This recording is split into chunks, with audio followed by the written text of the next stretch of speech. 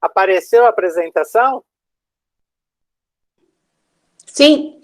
Sim? Sim. Opa, então tá bom. Vamos começar, então? Vamos. Então, essa aula de hoje a gente vai falar sobre os fitoterápicos que são utilizados nos processos inflamatórios, tá? Então, o processo inflamatório, né, ele é uma resposta importante do nosso organismo, uma resposta às injúrias, aos processos infecciosos, a tudo que acontece no nosso organismo, né? Então, quando a gente tem um processo inflamatório, geralmente ele tem o rubor fica vermelho, por exemplo, uma picada de um mosquito, né? Por exemplo, de borrachudo, né? Fica aquela coisa bem vermelha, a temperatura local aumenta, depois tem o edema, né? E, finalmente, a dor e prurido. Isso são sinais sempre dos processos inflamatórios, né?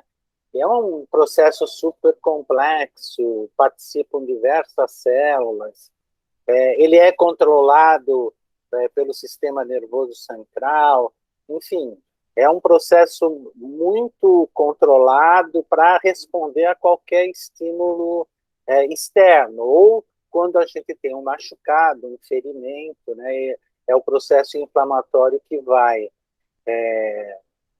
realizar todo o processo de limpeza, eliminar células mortas, eliminar os agentes etiológicos, aquilo que está produzindo, e no fim fazer a cicatrização. Então é um processo bastante complexo, né?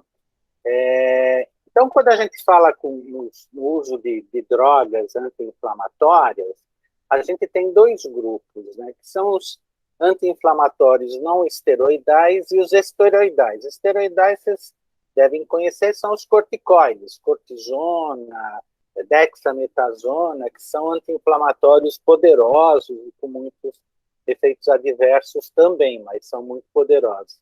Depois, os anti-inflamatórios não esteroidais é um grupo grande. Ele começou com salicilatos, depois vem dipirona, depois vem o grupo do paracetamol, aí vem o grupo dos fenamatos, o mais conhecido é o diclofenaco, depois vem o grupo do ibuprofeno, naproxeno, depois tem o piroxicam, tenoxicam, a indometacina já, e depois os celecoxib e vários outros aí. Então, tem aí uma quantidade grande, né, de drogas hoje que são usadas para diminuir o processo inflamatório.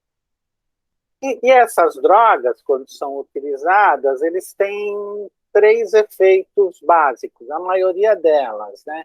Então, ela tem uma ação sobre o processo inflamatório, tem essa atividade sobre o processo inflamatório diminui a dor, e esses produtos também diminuem a febre.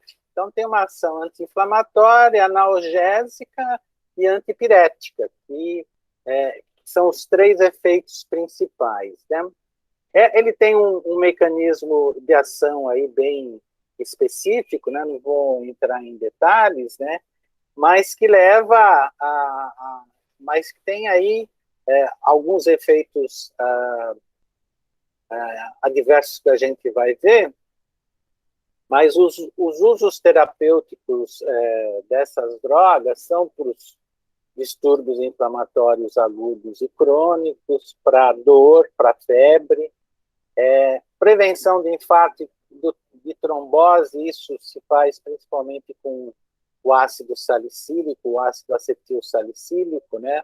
A aspirina com dose infantil, e usos locais, né? O ácido salicílico, que é o componente principal da aspirina, ele é utilizado como peeling, né? Tratamento de espinhas e tudo mais, caspa, né?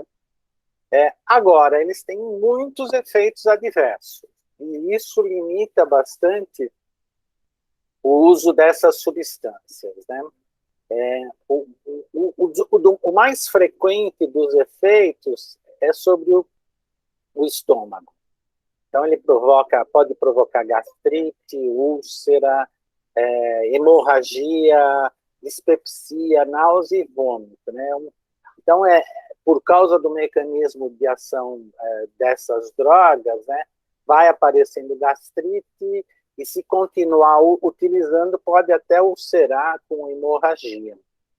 Então, por exemplo, para mim, eu tenho gastrite, se tomar anti-inflamatório, não precisa nem tomar mais do que 2, né? Já a minha gastrite começa a aparecer. Então, tem pessoas que têm uma sensibilidade maior gástrica, né? Depois do rim, eles podem produzir uso contínuo, insuficiência renal e nefropatia. Isso é um estudo contínuo, né? Nos idosos isso é pior, né? Porque a função renal está diminuída, né? No sangue, eles aumentam o tempo de sangramento, né? Então, aumenta o tempo para coagulação. No fígado, ele pode produzir uma hepatite medicamentosa, então, também, né, tem uma discussão grande com alguns desses anti-inflamatórios que acabam produzindo hepatite medicamentosa. Isso depende do uso contínuo, né? Outros problemas com ácido acetilsalicílico, como zumbidos, alteração de equilíbrio, de audição, isso só com AS, né? Mas eram doses muito elevadas, né? São doses de 4 a 8 gramas por dia, né?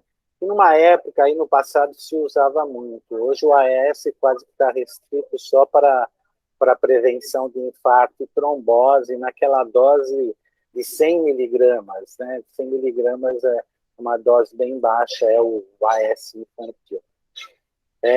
Então, ele tem vários efeitos adversos que acabam contraindicando, né? Eu particularmente, dificilmente faço uso desses produtos e pelo risco que eles oferecem, e é muito fácil, né? Bem vendido. Você vai na farmácia, está ali nas gôndolas, a hora que a gente vai pagar, está sempre ali disponível um ibuprofeno, um cetoprofeno, e são drogas que produzem muitos efeitos adversos. Bom, falando de fitoterápicos, que é o que a gente interessa para a gente, uma das plantas, né, mais antigas utilizadas no tratamento de processos inflamatórios e na febre eram os produtos obtidos da casca do salgueiro, essa árvore bonita aqui. E aí foram pesquisar o que tinha ali. Eles têm uma substância chamada salicina, e a salicina é que deu origem ao ácido acetilsalicílico. Então, da salicina sai o ácido salicílico, e do ácido salicílico, por síntese, sai a aspirina, o AS, que é utilizado.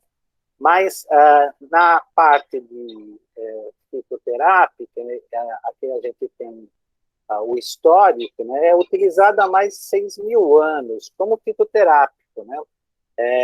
Não como a substância pura. Então, assírios, chineses, né, utilizavam para tratamento de dor, inflamação e febre.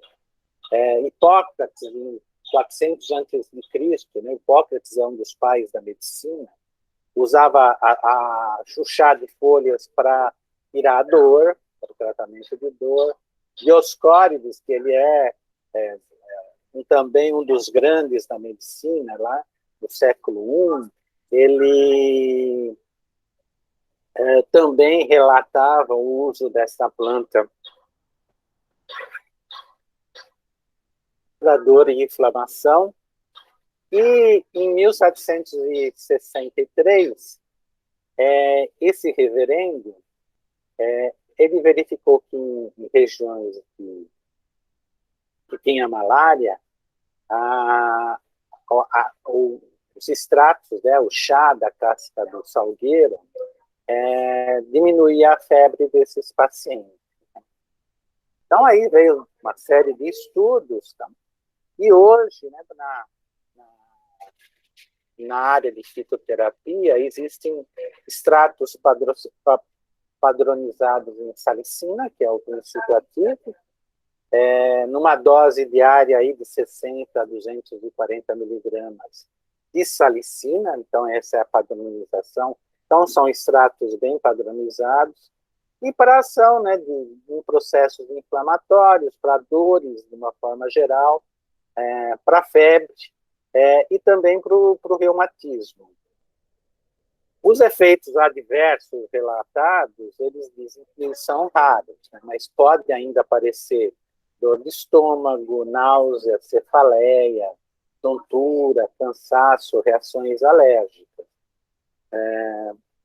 Depois, uma outra planta muito famosa é essa aqui, que é a garra do diabo. Volta. A garra do diabo é bem por isso aqui, né? São as garras do diabo, e é uma planta que foi muito estudada, né, para esse efeito anti-inflamatório. E até já descobriram, né, os arpagosídeos, que são as substâncias ativas da garra do diabo. Então, são vários estudos, a origem é na África, as formulações são feitas a partir da raiz seca, e através de decocção. Vocês lembram daqueles processos, né? Então, a gente tem a infusão e tem a decocção, quando se faz se cozinha, né, as raízes, porque as raízes são mais duras, né? Então é mais difícil de extrair. E também em produtos como cápsulas e comprimidos. As indicações com a base em estudos clínicos para artrite, para dor muscular e para dor por endometriose. São estudos clínicos que foram feitos, né? Os princípios ativos são essas substâncias, os iridoides, que são esses aqui, arpagosídeo, isoarpagosídeo. E segundo esses estudos, os efeitos adversos são efeitos de baixa incidência. Então, pode aparecer dor de estômago, reações e alergias.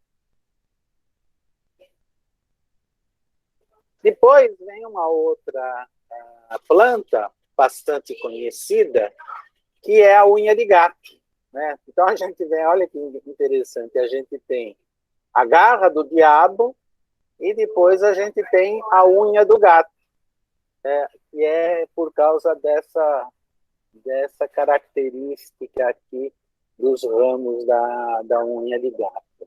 E que também existem diversas substâncias que foram isoladas, e diversos estudos, né? A unha do gato, ela tem origem no sudeste asiático e a América do Sul, tem efeitos anti-inflamatórios, imunomodulador, antitumoral e antihipertensivo. Os princípios ativos da unha de gato são esses alcaloides, oxindólicos, e as indicações são as mesmas, né? Para dores articulares, nas artrites, nas artroses, na artrite reumatoide, na osteoartrite, e nas dores musculares agudas. Também os efeitos adversos, segundo esses estudos, são de baixa frequência, né? Pode aparecer diarreia ou constipação, febre, hipotensão, mas isso em doses muito elevadas. Aí depois vem uma outra planta, uma planta brasileira, a Cordia verbenácea, ou a erva balieira, que é uma planta de uso tradicional dos indígenas lá do nosso litoral norte, lá para cima de Ubatuba, daquela região toda. E o que os indígenas lá fazem, né?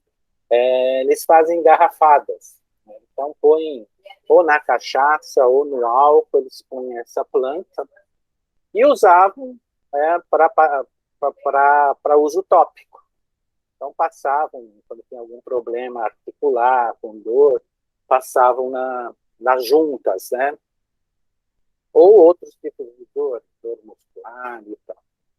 Aí, o dono do Axê, que já é falecido, dos laboratórios Axê, ele era um senhor muito grande e muito pesado. E ele tinha um problema crônico, uma artrose no joelho muito crônica. E andando por lá, ele viu esse uso. E aí começou a usar nele mesmo. E ele viu que funcionava. Bom, daí foram anos de trabalho. Nós trabalhamos também no desenvolvimento desse produto. Até que surgiu um produto que está aí no mercado, que é o Axeflan, para uso tópico, e o princípio ativo é o óleo essencial, é aquilo que eu falei para vocês, é aquilo que sai, a essência que sai junto com o vapor. Né? A substância principal é o alfa-amuleno, e o uso principal é o uso tópico, né? Principalmente tópico, e que para esses anti-inflamatórios, né, é sempre o que, se funciona a via tópica, é sempre o mais indicado. Depois vem a velha conhecida, né, a arnica montana. Se usa bastante a tintura de arnica, mas sempre, quer dizer, uso tópico, né, para equimoses, hematomas, para as contusões de uma forma geral. Os princípios ativos se acredita que sejam compostos fenólicos. E aí, o que acontece? O uso oral é contraindicado porque eles têm um grupo de alcaloides pirrolizidínicos que são hepatotóxicos. Por isso, a Anvisa ela autoriza o uso de produtos à base de arnica montana somente por uso tópico. Aí depois vem uma substância fantástica, né? Que é a capsaicina. A capsaicina é a substância picante das pimentas vermelhas, né? E é a mesma substância usada naquele spray de pimenta, né? E que tem aquela pungência toda, né? Mas quando aplicado na pele, ela produz inicialmente dá uma geladinha e depois um calor intenso, né? Algumas pessoas não conseguem usar, mas é uma substância que tem uma ação muito boa para dores musculares. Estão usando até na alopécia para fazer crescer cabelo, mas nos processos inflamatórios, nas dores neurogênias, principalmente nas dores produzidas por herpes, no herpes zoster, que é um processo que deixa até uma dor residual, né, que é essa dor neurogênica. Muitas vezes passa todas as feridas do herpes, mas a dor neurogênica continua. Pode ser utilizado em artrites, para promover expectoração e descongestionar o nariz, mas o uso principal é o uso tópico. Então, é um produto que vai provocar um aquecimento intenso na região e tem uma ação muito boa analgésica. Tem um grande problema, existem várias pomadas, né? Não dá para fazer fitoterápico da pimenta, porque é preciso de uma concentração muito grande da capsaicina, mas o uso é só uso local, e tem que se tomar um cuidado muito grande, né? Porque são cremes, são pomadas, né? E quando a gente faz a massagem, tem que tomar um cuidado enorme para lavar as mãos depois, porque se passar no olho, vai arder muito, né? Por isso que eles usam, a polícia usa para fazer o gás pimenta. Então, a pergunta sempre, né, que se faz é quando que a gente deve usar um anti-inflamatório. Então, isso é minha recomendação, né? A gente deve iniciar sempre com produtos de uso tópico. Então, pode ser essas pomadas, a arnica, a Cheflan, mesmo essas Cataflan, existe também de uso tópico, né? Então, sempre tentar o uso tópico. Outra coisa que eu acho que deve tentar primeiro ainda é compressa de água fria ou água quente. Então, quando a gente tem, por exemplo, um entorse, né, torcemos o tornozelo, que o tornozelo incha, o que se deve fazer é sempre compressa fria. Quando a gente tem o processo inflamatório agudo, né, daquele inchaço todo. Por que a compressa fria? Porque ela vai fazer a vasoconstrição, os vasos vão se contrair, vai diminuir o hematoma, vai diminuir aquele processo inflamatório. Depois de alguns dias, né, quando esse processo todo começa a ser eliminado, quando os vasos que romperam, né, já estão cicatrizados, então, depois, né, de alguns dias em que a dor ainda persiste, aí se vai para o calor, aí pode se fazer compressa quente. Isso quando apropriado, evidentemente. Agora, nas dores, onde não existe um processo inflamatório, por exemplo, dor lombar, que eu acho que eu tenho, né, dor lombar, né, vira e mexe, ela aparece. Eu não tomo anti-inflamatório de jeito nenhum. Esses anti-inflamatórios não esteroidais. Né?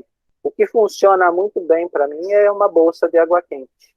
Né? Simples.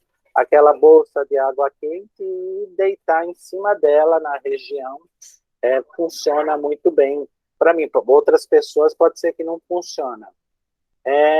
E o uso de analgésicos. Aqui eu consideraria analgésico tanto a dipirona, né, a velha Novalgina, como o paracetamol, que são daquele grupo todo de drogas, são os que produzem menos efeitos adversos. E tem uma ação muito mais analgésica do que anti-inflamatória. Então, eu acho que depois de tentar o uso tópico, as compressas e tal, passar por um analgésico do tipo dipirona, paracetamol, tem algumas composições também com relaxante muscular. E se tiver que tomar um daqueles ibuprofeno, cetoprofeno, cataflan, é por um período muito curto, né, para evitar o aparecimento dos efeitos adversos. Né? Para nós, que já temos uma idade mais avançada, menos ainda. Né? Bom, aí, quando a gente tem a gente vai falar isso numa próxima aula, quando eu vou falar de câncer, né, tratamento de câncer. Mas aqui o que basicamente fala o que eu posso resumir é que toda vez que a gente tem um processo inflamatório, normalmente a inflamação aguda, tal, ela se resolve. Né? O próprio organismo dá conta. Agora, quando a gente tem uma inflamação crônica, né, alguma coisa que começa a machucar e o organismo não resolve, por exemplo, uma hepatite, que é uma inflamação crônica e que o organismo não dá conta, ou uma esofagite de refluxo, problemas da boca, por exemplo, de prótese que fica machucando. Então, toda vez que a gente tem um processo crônico, isso, se ele não se resolve, pode favorecer o aparecimento aí de células cancerígenas. Mas isso a gente vai ver com mais detalhe na próxima aula, que eu vou falar da prevenção de câncer, né, do tratamento e da prevenção de câncer para vocês. Agora, falando um pouco de dor, né, que na realidade, dor é uma uma especialidade, né? Então, eu quis preparar um pouco para vocês um pouco do que existe, né? De algum consenso para tratar a dor. Aqui não entra enxaqueca, aqui não entra dor de cabeça, porque a cefalias, né, as dores de cabeça, já fazem parte até de uma especialidade, né? Então, para a gente classificar a dor, a gente tem a dor nociceptiva, é que quando... Dor nociceptiva é que quando existe um dano tecidual aparente, né? Então, é demonstrável, você vê, né, numa osteoartrose, na artrite reumatoide, quando tem uma fratura com rigidez muscular, na dor lombar em específica, você tem, né, um processo. Então, é bem demonstrável, né? A gente consegue ver.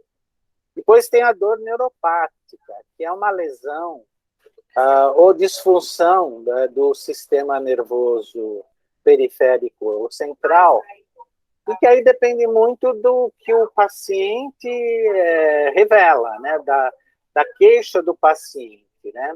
É difícil de se fazer de se visualizar onde a coisa está acontecendo. Então, essa dor que atinge os neurônios, né, pode aparecer em queimação, agulhadas, dormências, né? Isso aparece bastante no diabetes, no paciente diabético e no paciente que está fazendo quimioterapia. Depois a gente tem a dor mista, que ela é provocada por lesão simultânea de nervos e tecidos adjacentes, músculos, articulações, né? Isso é muito parecido com a dor oncológica, né? Na dor da ciática e na síndrome do túnel do carpo. Então, essa é a dor mista, na realidade é uma mistura das duas. Depois tem uma dor que é a miofacial, que é uma dor caracterizada por ponto agulha, ponto gatilho, desculpe, que geralmente é uma dor muscular, que quando se atinge, né, tem um gatilho ali que faz com que a dor apareça. Então, é um tipo de dor muscular. E depois a dor por fibromialgia, né, que é uma dor marcada por dor crônica, disseminada, né, com sintomas múltiplos, causa muita fadiga, a dor sempre causa muita fadiga, então a fibromialgia, o paciente sofre muito, né, tem problemas de distúrbio do sono, episódios depressivos, né. De uma forma geral, quem tem dor crônica tem uma tendência, é claro, mais do que justificável, de ter alguns episódios depressivos, e na fibromialgia ainda mais. Na fibromialgia existe até um estigma, tem muita gente que, como não é uma dor que você fala, está doendo aqui, é uma dor disseminada, né? Muitas vezes, o indivíduo está disfarçando para não trabalhar, isso acontece bastante, né? Então, muitas vezes as pessoas sofrem da dor, né, e do preconceito. No tratamento que se faz, a gente tem o tratamento medicamentoso, né, específico para dores, e o adjuvante. Um deles é os antidepressivos. Então, são naqueles pacientes com dor crônica que estão passando por um processo depressivo. Mas a gente vai ver lá mais na frente que tem alguns antidepressivos que também têm uma atividade analgésica. E depois, para algumas dores, principalmente para dores musculares, existem os relaxantes musculares, e os benzodiazepínicos, que são os calmantes, os ansiolíticos, que são drogas, né, que produzem um bom relaxamento muscular, Então, para dores no pescoço, dores nas costas, dor lombar, vários tipos de dores musculares, eles funcionam razoavelmente bem. O grande problema são os efeitos colaterais, que podem provocar muita sonolência, né? Dificuldade para realizar as atividades diárias, né? E pode, para benzodiazepínico, inclusive, pode causar uma certa dependência, né? Então, depois a pessoa fica dependente desse tipo de droga. Então, são recomendados para período de uso muito curto. E aí tem o tratamento não medicamentoso, que a gente já falou um pouquinho ali, né? E que eu acho que é o que se deve tentar sempre inicialmente, né? E mesmo que se está usando algum medicamento específico, continuar com esse tipo de tratamento, né? Então, a fisioterapia pode funcionar em diversas situações, exercícios físicos, né? Às vezes tem pessoas que têm dores crônicas, né? Fazendo exercício, fazendo natação, funciona bastante, né? Essa terapia cognitiva comportamental, massagem, né? Processos todos de reabilitação, calor local, né? São todas alternativas bastante eficazes, né? Em que varia de paciente para paciente. Tem alguns pacientes que se dão bem com um ou com outro tipo desse tratamento não medicamentoso.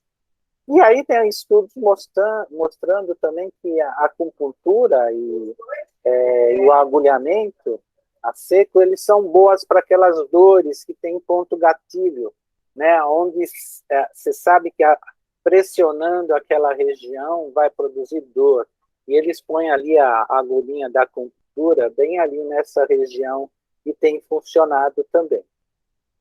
Além do que a acupuntura também é utilizada para diversos tipos de dor, né? E muitas vezes funciona. Também pode funcionar ou não, mas é uma tentativa boa antes, né, da gente entrar com medicamentos que sempre têm efeitos adversos, né?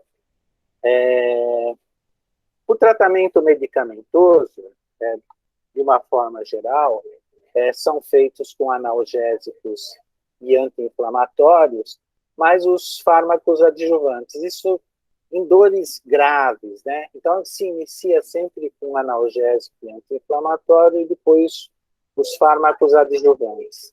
O que são os adjuvantes? A gente já falou, antidepressivo ou relaxante muscular. Se a dor não passa, pode-se continuar com analgésico ou anti-inflamatório, mais os fármacos adjuvantes, mais os opioides fracos, né? Codeína, tramadol, que são derivados da morfina, mas tem uma ação mais fraca. E aí, para aquelas dores, né, insuportáveis, né, dores, por exemplo, de acidentes, né, dores traumáticas, de queimadura, e a dor também produzida pelo câncer, né, pode-se fazer o uso, né, desses analgésicos, anti-inflamatórios, fármacos adjuvantes, e aí vai para opioide forte, que é a morfina e mais alguns derivados. Na dor neuropática, né, que é aquela dor que depende, né, dor em agulhada, queimação, né, se usa muito antidepressivo tricíclicos, que tem muito efeito adverso, né? Se não dá certo, eles fazem associação com antiepiléptico, que é a gabapentina. A gabapentina se descobriu, né, uma droga que é utilizada para epilepsia e que tem alguma atividade nessas dores neuropáticas. Se não melhorar, aí pode se fazer os antidepressivos tricíclicos, mais gabapentina e mais morfina para essas dores neuropáticas, né, quando elas ficam muito agudas, né? Bom, dos analgésicos, né, o que se pode utilizar? A dipirona e o paracetamol são os que têm menos efeitos adversos, né? Então, a dipirona, né, a velha, a Novalgina, né, pode ser utilizada para as dores miofasciais e viscerais agudas. Como dor pós-operatória se usa bastante, cólica renal e dor de cabeça, funciona bastante a dipirona. De uma forma geral, né, dor muscular e dor de cabeça. Aqui, ó, não deu nem tempo de eu corrigir, né, por causa das confusões que eu tive hoje, mas ela tem um risco de agranulocitose. A granulocitose é a diminuição de granulócitos, que são componentes da parte branca do sangue. Então, existe um risco, isso tem que ser acompanhado de perto, né, porque a granulocitose é muito grave. Aí vem o paracetamol, né, produto comercial mais conhecido é o Tilenol, mas tem um monte de genérico aí, né. Então, ele pode ser utilizado para analgesia na maior parte das síndromes dolorosas. Então, qualquer uma das dores, né, depois que se tenta os processos locais, tal, o paracetamol pode ser associado, né, e ele funciona para vários tipos de dor. E aí vem aqueles anti-inflamatórios não esteroidais, que a gente falou lá no começo, né, que é aspirina, ibuprofeno, cetoprofeno, cataflã, e aí vai. São anti-inflamatórios para dor lombar, para osteoartrose e para dor oncológica, mas tem muito efeito adverso. Então, no estômago, como a gente viu, provoca gastrite, pode provocar lesão renal, lesão no fígado, né? E alterações da coagulação. Então, são drogas que são utilizadas como última opção, né? Os antidepressivos triciclos é um grupo de antidepressivos que são utilizados para depressão grave, né? A mitriptilina, nortriptilina, e que se descobriu, né, que eles são bons para dor neuropática e para neuralgia pós-herpética. Depois que se tem o herpes zoster, existe uma memória da dor que o indivíduo continua sentindo dor. Mas a pimenta, né, vocês lembram que eu falei, a capsaicina pode também ter uma ação nesse tipo de dor pós-herpética sem que a gente tenha que tomar um antidepressivo. Depois tem para dor neuropática também, a fluoxetina, a duloxetina, que são os inibidores da recaptação de serotonina. Aí a gente tem os antiepilépticos para dores neuropáticas, né? Então são vários deles, mas a gabapentina é a que tem produzido melhores efeitos. E depois vem os opioides. Os opioides, né, como o nome diz, são as substâncias produzidas pelo ópio, né? E dessas, a mais conhecida é a morfina, né? E além da morfina é a codeína, que são os principais extraídos da planta, que é a Papaver somnífera. Existe uma série de derivados sintéticos, às vezes até com efeitos mais potentes. Então, os opioides, eles são classificados em opioides fracos, né? Daí a gente tem a codeína, o tramadol, e os opioides fortes, né? Aí tem morfina, oxicodona, metadona, fentanil, hidromorfona, que são drogas bastante potentes, né? E que são restritas para dores realmente que não tem jeito, são dores que se tentou todas as outras alternativas e não se conseguiu. Geralmente são dores produzidas pelo câncer, né? Por queimaduras, né? E o grande problema é que causa dependência, mas nesses casos, né, por quê? Porque tem um efeito também, um efeito no sistema nervoso central que acaba um efeito agradável, né, que muita gente é dependente dessas drogas, né? Mas quando você está tratando de uma dor, né, quando o indivíduo está com uma dor intensa, ele não está lá tomando morfina para ficar numa boa, ele quer realmente que a dor passe. Então, pode provoca dependência, uma dependência física e uma dependência psicológica, né? Mas que é tratável, provoca tolerância, esse é um dos grandes problemas, principalmente nos dependentes, porque para ter o mesmo efeito, se precisa tomar cada vez mais, aumentar a dose, né?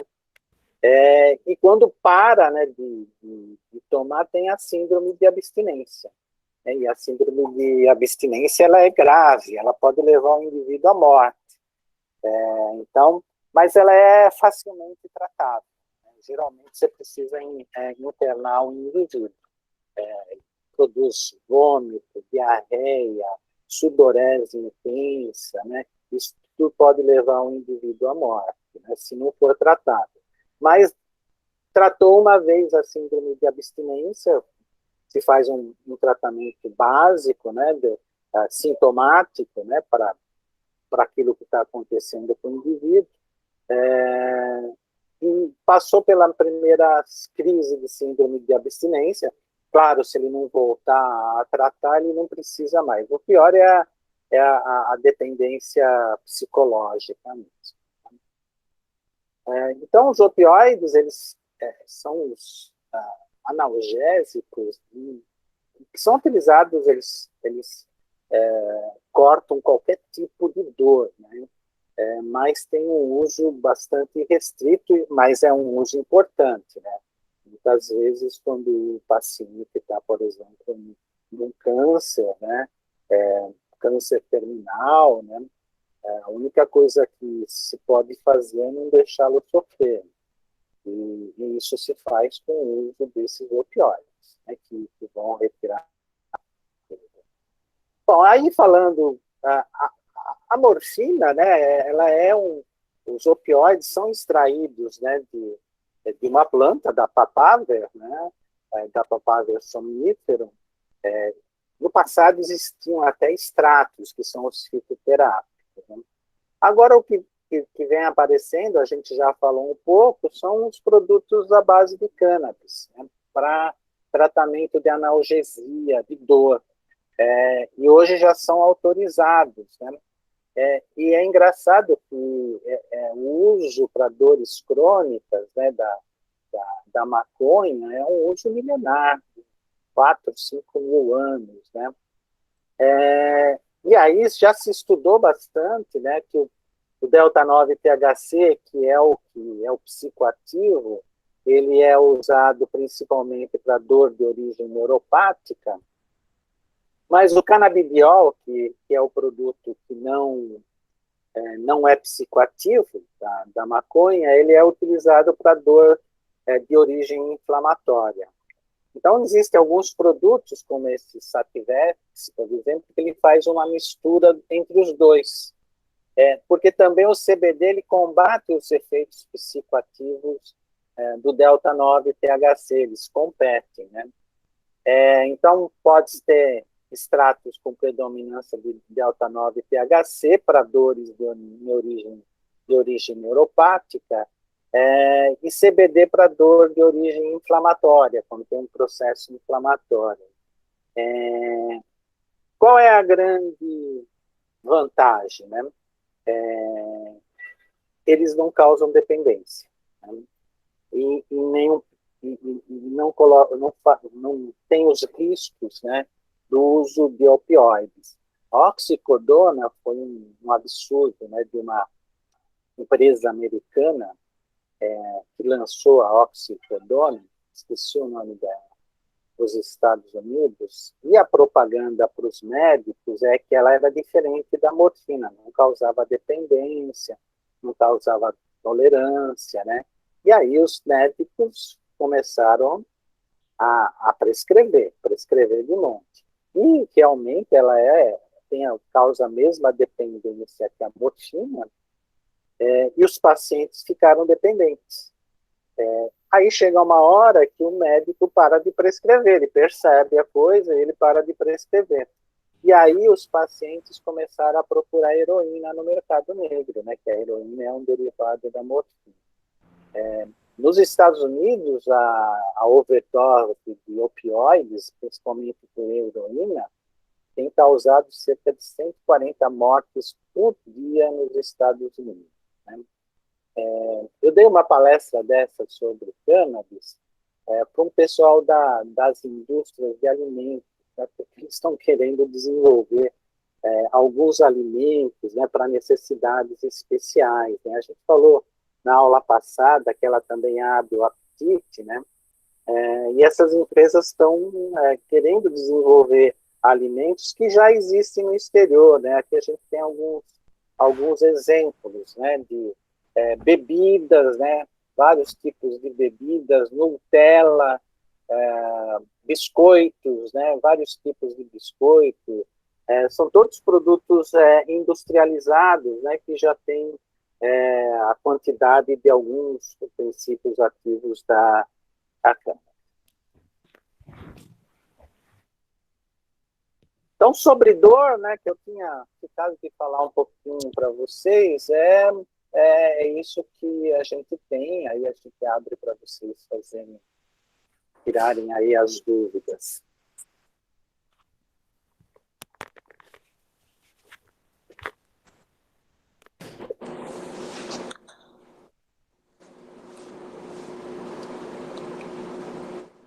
Pode perguntar, professor? Claro, por favor. Eu estou tentando tirar aqui a apresentação. No caso, quando o senhor falou da arnica montana, eu fiquei um pouco preocupada, porque eu tenho artrose e foi receitado para mim esse medicamento Motix, que ele tem a arnica montana e associações, vários outros componentes, e eu tomo por via oral, né? E aí, quando o senhor falou da hepatotoxicidade, eu fiquei um pouco preocupada. É por causa... O que tem mais nesse produto aí? Ela tem várias coisas, assim, calêndula, officinalis, ramamelis virginiana, Achillea millefolium, tem bastante quantidade de atropa beladona, né? Nossa! 30 ml, 18 gotas, ficam com 7 gramas de atropa beladona. Tem a Aconitum apellus, Mercúrio solubilis, Hepar sulfiris, Camomila recutita, Symphytum officinalis, Bellis perennis, Echinacea D2, Echinacea purpúrea e o último, Hypericum perfuratum. Meu Deus, hein? É uma farmácia completa aí. Então, mas eu fiquei preocupada porque quando o senhor citou esse componente que pode causar hepatotoxicidade, eu fiquei preocupada. Esse produto que você está tomando é um produto que não tem registro. Ele não é autorizado pela Agência de Vigilância Sanitária. Não existe esse produto. Ele não existe, ele não tem registro. Ele é importado por farmoquímica, só fala que a bula foi aprovada pela Anvisa. Isso é mentira. Isso é mentira. Porque a Angola não iria, a Anvisa não iria aprovar um produto com essa composição, que é muita coisa. Então, quando a gente compra, está funcionando para você? Um pouco, não muito, assim. Você tem mesmo? Artrose, eu tenho artrose no quadril, no joelho, no pescoço. Então, foi indicado para mim por causa das dores decorrentes da artrose. Porque o que acontece muito nesses produtos que não têm registro, esse produto aí não tem registro, né? É que muitas vezes eles adicionam, por exemplo, corticoide. Você já deve ter tomado corticoide. Né? E aí, sim, quer dizer, é uma adulteração proposital, né? Porque eles fazem uma mistura de substâncias e depois ou põe corticoide, ou põe ibuprofeno, né?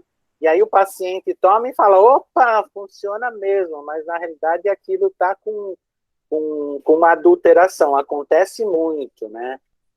Então, esses produtos a gente tem que tomar cuidado, porque a gente não sabe nem se o que eles falam no rótulo é o que realmente tem, né?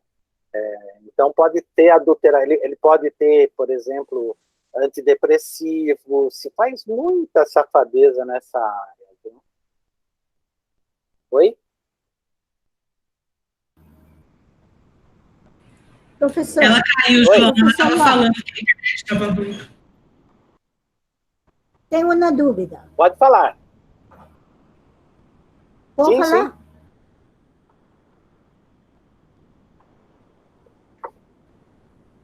Oi, pode falar. Cortou? Então, você fala que o anti-inflamatório, como o ibuprofeno, esse grupo não é...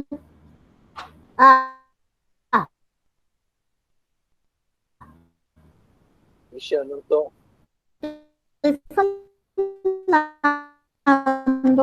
Aí vai... Eu não consegui... Está cortando para mim. Está cortando para mais gente? Não está. Tá, acho melhor mandar a pergunta no chat, né? Porque a gente não está escutando. Escuta você. A ver, aí te escucha. Agora? Agora sim, agora sim. Agora sim. Escuta. Oi, agora sim. Pode falar. Pode sim, estou escutando. Ok, tudo bem. Sim, pode falar. Ok, você fala de grupo de anti-inflamatório, que ele é de Burgesside e todas essas coisas que tem repercussão secundária em hígado e outras hígado e outros órgãos. Mas você também falou que maconha não tem, como anti-inflamatório, não tem efeito secundário.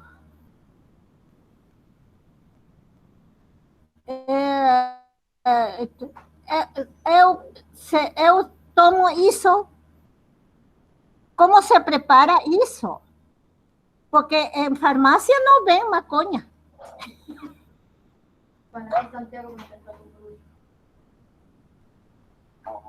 Para o uso, né? Escutou? De extrato. Escutei. Para o uso desses extratos, né, à base de cannabis, precisa de uma receita médica. Então, precisa de um médico especializado que faça a receita. Em Campinas, eu conheço uma médica que ela receita. Ela trabalha com dores crônicas, né? Então, ela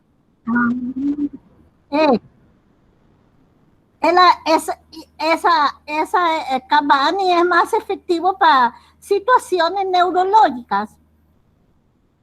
Acredito. Pode ser. Depende muito de cada pessoa, né? E da própria experiência do médico, né? Que tem muito pouco médico ainda que está usando, né? Mas hoje é autorizado, para uso para dor crônica, é autorizado, né?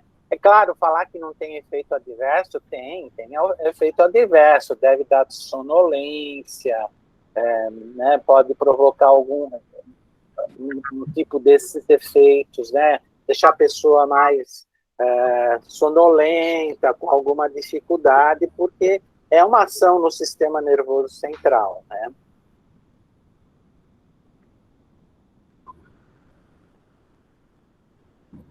Isso, porque também se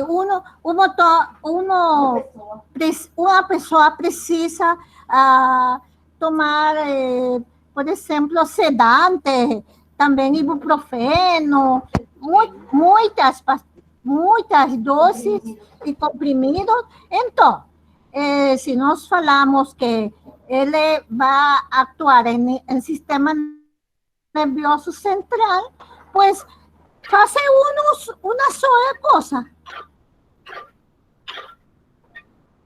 Sim, É caníbal. A utilização desses anti-inflamatórios, né, tipo do ibuprofeno, né, quando indicado, tem que ser por um período muito curto, né, para não produzir esses efeitos adversos.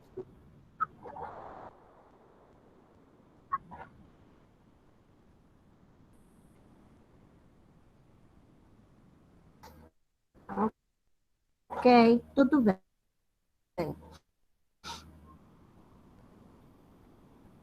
Tudo bem, obrigada. De nada. Professor João, o senhor me desculpa, quando o senhor estava me respondendo, a conexão caiu. Então, eu vou parar de tomar motivos, viu?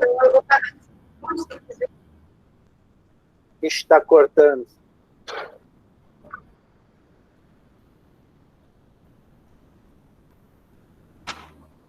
Está me escutando, professor? Agora eu estou.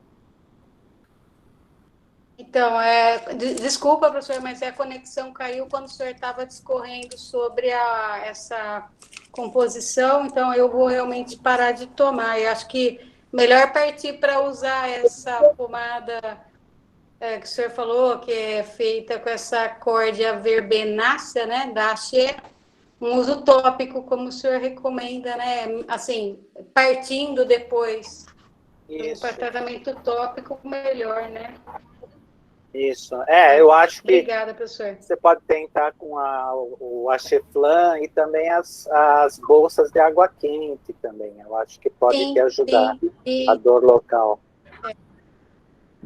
Tá bom.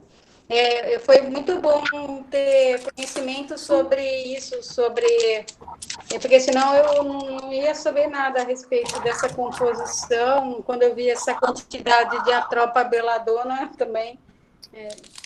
Tá certo. Obrigada, professor João. De nada.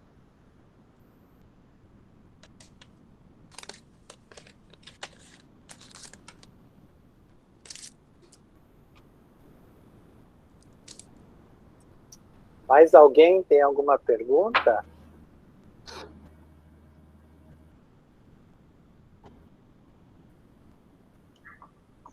Professor, eu tinha perguntado no chat sobre a copaíba.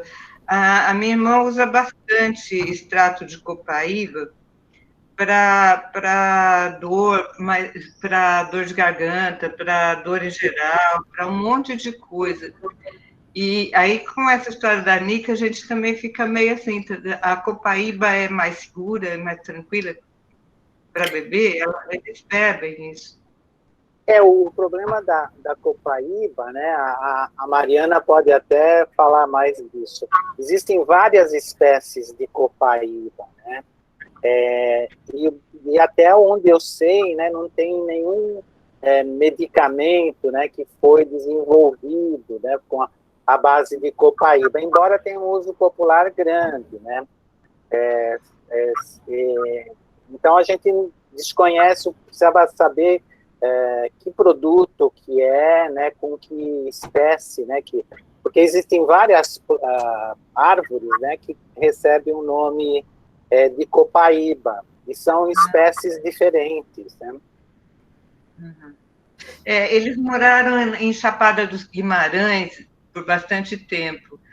E foi lá que ela aprendeu, ela é bióloga, e elas vieram de lá e usa para um montão de coisa, copaíba. Mariana, essa história das espécies de copaíba, copaíferas, né? Você tem alguma coisa? Acho que a Mariana... Então, lá no... Vocês estão me ouvindo? É. Então, a copaíba, ela que extrai o óleo mesmo, né? E o pessoal daquela região sabe identificar bem quem que é a responsável por extrair o óleo essencial. Então, é muito usado mesmo. Eu inclusive, quando eu tô com uma garganta inflamada, eu coloco 2 gotinhas, é incrível. Funciona super bem. Junto com o de sucupira, que é maravilhoso também. Então, a gente tem esse uso tradicional, mas realmente eu também não sei de um medicamento feito com ele, sabe, certinho e específico. Mas são... Porque eles tomam em gotinha que manipula. É a mesma coisa do que o João estava falando do Axeflan, né, que é a Cordia verbenácea, que a gente pode também usar o óleo essencial, gente, é até mais fácil, né? Você faz uma pomadinha com ele, pega uma base neutra, né, João? Coloca 2, 3 gotinhas e passa no corpo, que ele é mais puro, é muito mais forte, inclusive, do que comprar o Axeflan. Então, tem muita coisa assim que a gente sabe que funciona, que é o óleo essencial, ou seja, é a forma como é extraído da árvore, ele vem já muito mais puro e muito mais específico para a gente ter as características medicinais, né? Que é a coisa da aromaterapia, né? Que, inclusive, a gente pode, por exemplo, a melaleuca passar no rosto para essas feridas, né? Inclusive cicatrização, etc. Então, é mais do único, né? Para passar em ferida. A melaleuca. A gente usa a melaleuca até para quando está com o peito congestionado, coriza passa no nariz, né? Isso a gente usa. Do lado da cama. Obrigada, valeu. Gente, a Beatriz está por aí, Beatriz? Ela queria conversar um pouco com vocês sobre aquela pesquisa que ela está fazendo. Você quer falar, Beatriz? Estou aqui, sim. Pode ser. Oi, gente, tudo bem? Cheguei um pouquinho atrasada hoje. Eu percebi que poucas pessoas responderam o questionário que eu mandei. Eu queria entender se vocês tiveram alguma dificuldade, alguma dúvida, ou se eu posso mandar de novo o questionário para vocês, e aí quem não respondeu, responde.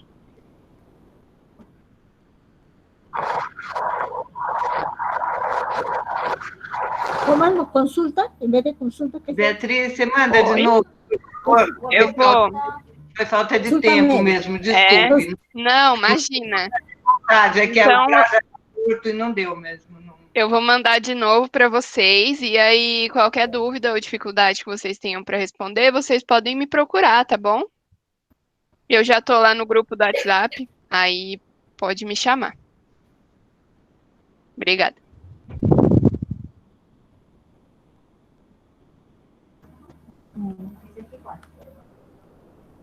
Recebi. A Amélia perguntou se eu recebi. Eu acho que eu recebi sim. A sua resposta está lá.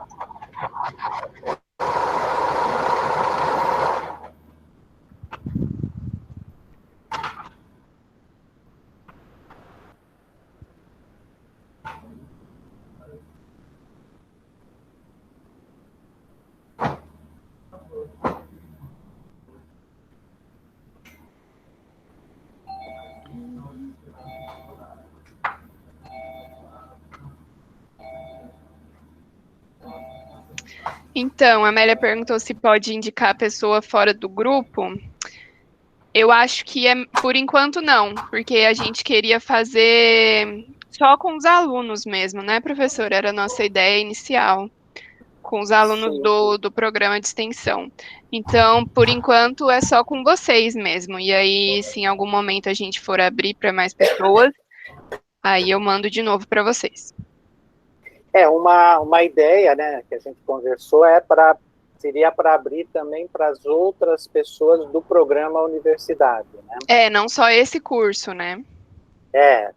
São pessoas que aí a gente tem que conversar com a com a Rosângela, se é possível fazer esse tipo de coisa. Sim. Vocês avisam, eu falo com a coordenação, tranquilo. Tá bom, Rô, eu vou chamar você depois, Tá bom? então, e aí a gente conversa sobre isso. Obrigada. Tá ótimo, obrigada. Ó, professor, tem uma pergunta para você no chat, da Vanderleia. Estou no grupo de saúde natural, disse que peróxido para sintoma.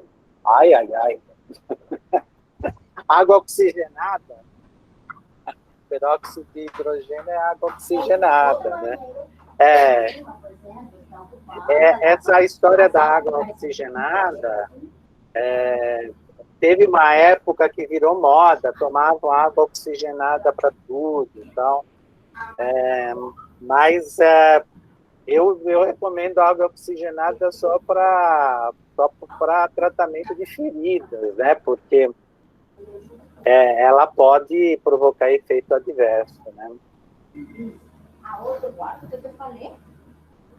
Errei. Creo que está. O menino agora está dando aula, mas ele falou que não tem problema. A outra, você foi olhar. Isso, é mais para feridas, né? Porque ela tem uma ação antisséptica, né? A água oxigenada. Então, dependendo da quantidade, ela pode até queimar, né? Veja o que ela faz no cabelo, né? Claro que é uma concentração maior de água oxigenada, né? Mas pode até piorar um pouco a gastrite.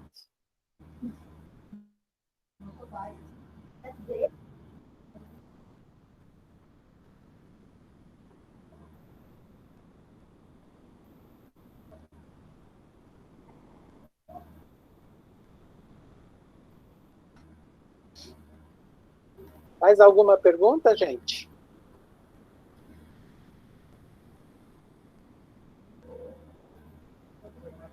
Então tá bom, gente. Também eu agradeço por hoje. Temos 3 gatos. Obrigado, professor. 3 gatos, Até semana que vem. Tem alguém falando de gastrite em Espinheira Santa? A gente falou já, né? A Espinheira Santa funciona assim. É melhor do que água oxigenada. Chá de Espinheira Santa funciona melhor que água oxigenada. Então tá bom, gente. Beijão para vocês. Até semana que vem. Obrigado, professor. Obrigada, professor. Tchau, tchau. Tchau, gente. Beatriz, Tchau, tchau. Tchau, Tchau, gente. todo mundo. Tchau, todos. Tchau. Tchau.